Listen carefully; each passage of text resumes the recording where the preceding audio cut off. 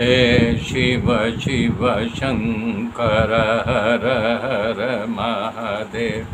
हरि हरि नारायण गोविंद वासुदेव। हे शिव शिव शंकर हर हर महादेव। हरि हरि नारायण गोविंद वासुदेव। शिव शिव शंकर हर हर महादेव। हरि हरि नारायण गोविंद वासुदेव। शिव शिव शंकर हर हर महादेव। हरि हरि नारायण गोविंद वासुदेव। ओम नमो भगवते वासुदेवाय। ओम परमात्मने नमः। मेरे मित्रों, तब ऋषभ देव जी के बड़े लड़के भरत चक्रवर्ती सम्राट बने।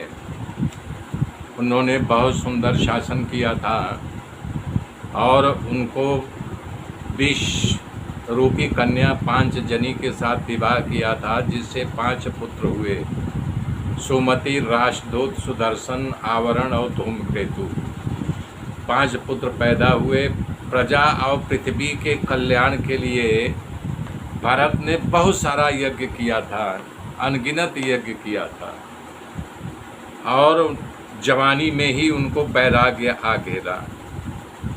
वैराग का विचार आते ही महाराज अपने पुत्र को राज सौंप करके गंडकी नदी के किनारे पुलह ऋषि आश्रम के पास झोपड़ा बना करके तपस्या के लिए निकल गए।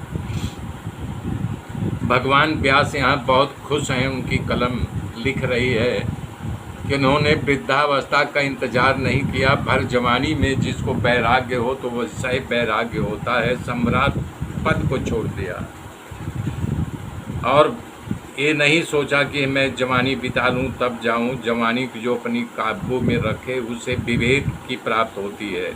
बुद्धि तो सबको थोड़ा बहुत होता है, किसी में थोड़ा होता है, किसी में उससे ज़्यादा होता, किसी में बहुत होता है, लेकिन विवेक बहुत कम लोगों में होता है। हजारों में किसी किसी को एक को विवेक की प्राप्ति होती है। जब विवेक, बुद्धि और संयम का दरवाज़ा खुलने लगता है तो वृद्धावस्था में उसका मधुर फल खानों के मिलता है। मतलब वो जो है सीधा भगवान के संपर्क में आ जाता है और वैराग्य अपने आप जगह के पास रहे से। इसलिए जवानी में विवेक का होना नितांत आवश्यक है, ज़रूरी है। जवानी में सत्पुरुषों सज्जनों का संग करो। अपने समय को शास्त्रों महाग्रंथ हो जिसमें कुछ प्रेरणादायक हो, जिसमें भगवान के प्रति, जिससे आपको ज्ञान मिले। प्रेरणादायक मतलब आपको निश्चित उससे ज्ञान मिलना चाहिए।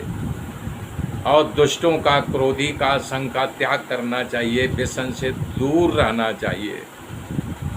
अधः पतन से बचना चाहिए। जो कार्य हो उसे छोड़ देना चाहिए और बड़ों की आज्ञा में रहना चाहिए। जितना हो सके ज्ञान को बढ़ाने की प्रवृत्ति करनी चाहिए।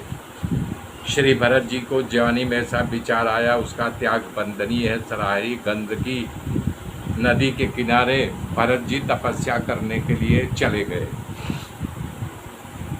एक दिन जीवन में एक घटना घटी।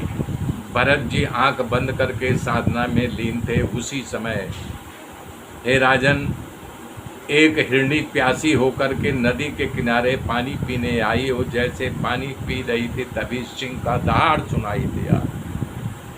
सिंह की गर्जना सुनते ही हिरणी आओ न देखी ताव न देखी और नदी को उस पार जाने के लिए छलांग लगा दिया। और वो हिरणी गर्भवती थी। छलांग इतना जोर से मारा कि वो बच्चा नदी में गिर गया। दूसरे किनारे जरूर पहुंच गई लेकिन मर गई। भरत जी की आँख खुल गई। उन्होंने छलांग मार करके उस नवजात शिशु को, हिरणी के बच्चे को उठा लिया, धो करके इस पार लाए।